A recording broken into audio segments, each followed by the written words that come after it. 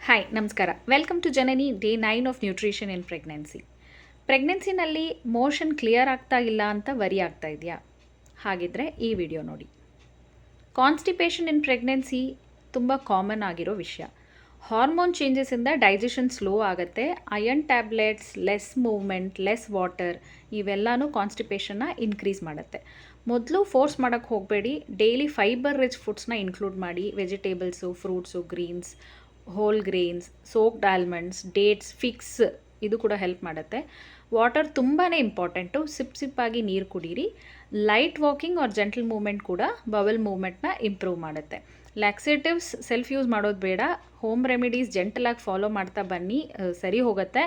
In case ಆಗ್ತಿಲ್ಲ ಅಂದರೆ ಡಾಕ್ಟರ್ನ ಕನ್ಸಲ್ಟ್ ಮಾಡಿ. 3-4 ದಿನ ಮೋಷನ್ ಆಗ್ತಾನೆ ಇಲ್ಲ, ಸಿವಿಯರ್ ಪೇಯ್ನ್ ಇದೆ, ಬ್ಲೀಡಿಂಗ್ ಇದೆ, ಇವೆಲ್ಲ ಇದ್ದರೆ ದೆನ್ ಖಂಡಿತ ನಿಮ್ಮ ಗೈನಕಾಲಜಿಸ್ಟ್ ಹತ್ರ ವಿಚಾರಿಸಿ. ಓಕೆ.